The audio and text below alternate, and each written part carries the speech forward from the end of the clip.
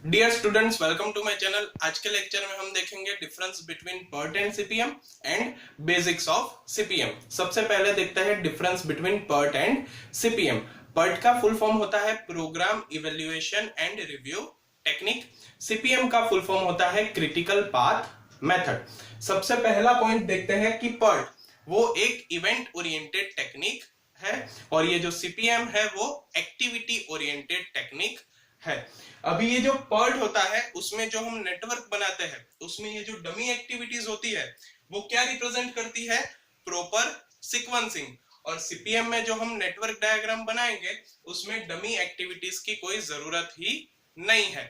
Okay, उसके बाद देखते हैं पर्ट जो है वो एक प्रोबेबिलिस्टिक मॉडल है। प्रोबेबिलिस्टिक मॉडल यानी कि उसमें जो एक्टिविटीज रहेगी वो वेरिएबल एक्टिविटीज रहेगी, जिसमें कोई टाइम पीरियड सर्टेन नहीं होता कि इतने टाइम में आपको एक्टिविटी कंप्लीट करनी है।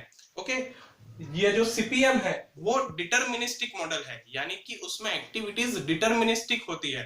पहले से हमें पता है कि इतने टाइम में हमें ये एक्टिविटी कंप्लीट करनी है, यानी कि एक सर्टेन टाइम पीरियड होता है जो कि एक्सपीरियंस बेस पर सिलेक्ट किया जाता है। उसके बाद देखते हैं पर्ट जो है वो मल्टी टाइम एस्टिमेशन टेक्निक है। जब हम पर्ट के एग्जांपल सॉल्व करेंगे तो तब आप देखोगे कि पर्ट में हम optimistic time, pessimistic time, most likely time and expected time, इन सभी की कैलकुलेशन करेंगे, यानी कि ये मल्टी टाइम एस्टिमेशन टेक्निक है। ये जो क्रिटिकल पाथ मेथड है वो सिंगल टाइम एस्टिमेशन टेक्निक है। उसके एग्जांपल्स हम नेक्स्ट लेक्चर में करेंगे तो तब आप देखोगे कि हम क्रिटिकल पाथ फाइंड करेंगे और उसका जो टाइम है सिर्फ उसी पर फोकस करेंगे, यानी कि ये सिंगल टाइम एस्टिमेशन टेक्निक है।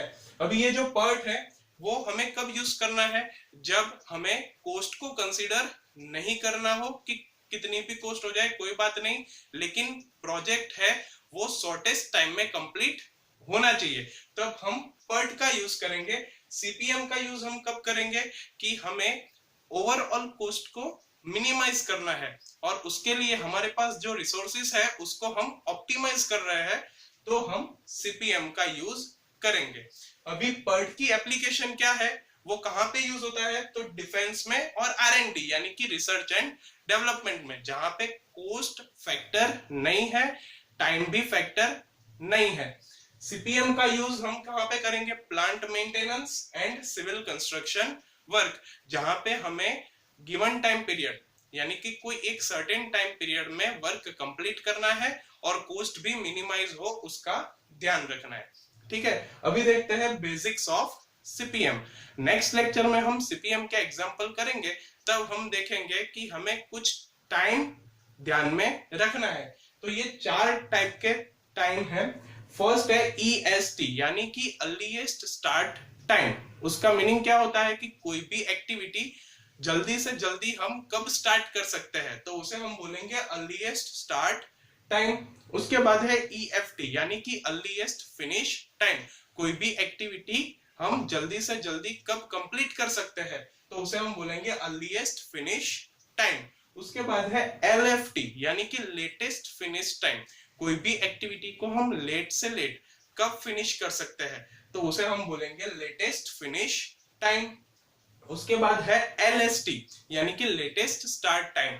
कोई भी एक्टिविटी को हम लेट से लेट कब हम स्टार्ट कर सकते हैं, तो उसे हम बोलेंगे लेटेस्ट स्टार्ट टाइम। ओके, अभी हम जो नेटवर्क बनाएंगे इसके एग्जांपल्स में, तो हम क्या करेंगे? EST और LFT हम पहले से फाइंड कर लेंगे। वो कैसे करना है वो मैं जब एग्जांपल सॉल्व करूंगा तब आपको बताऊंगा।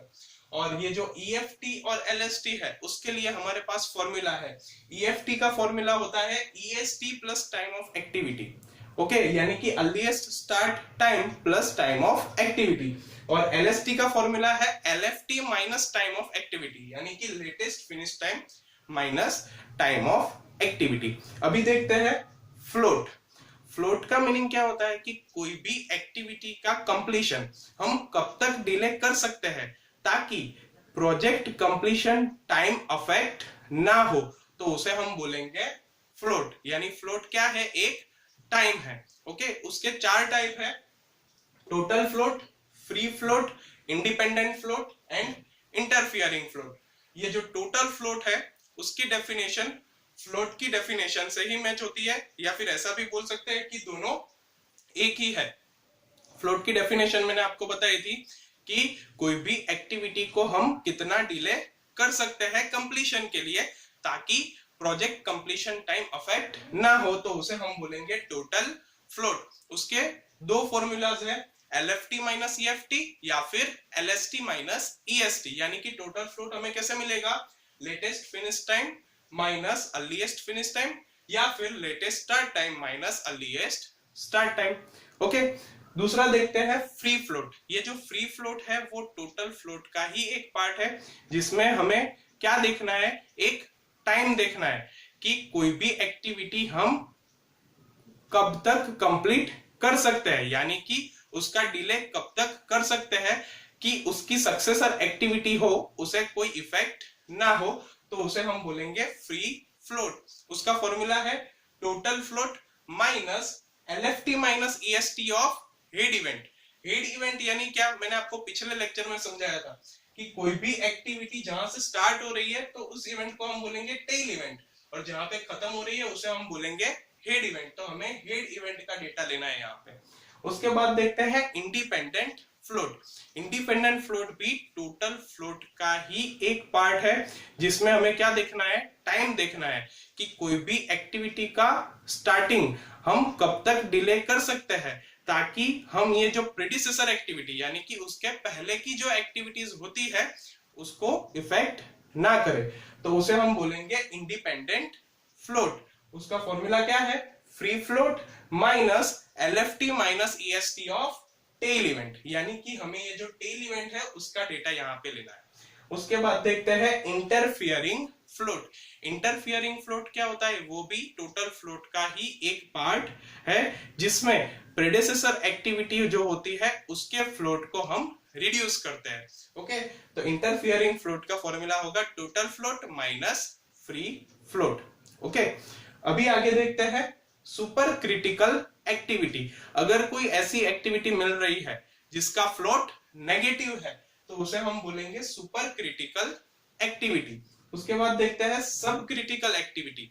अगर कोई एक्टिविटी ऐसी मिल रही है कि उसका फ्लोट क्रिटिकल एक्टिविटी के बाद हायर हो रहा है, तो ऐसी एक्टिविटी को हम बोलेंगे सब क्रिटिकल एक्टिविटी। उसके बाद देखते हैं स्लैक। तो स्लैक हमें कैसे मिलेगा, कोई भी इवेंट का LFT माइनस EST यानी कि latest finish time minus earliest start time, तो हमें मिलेगा स्लैक।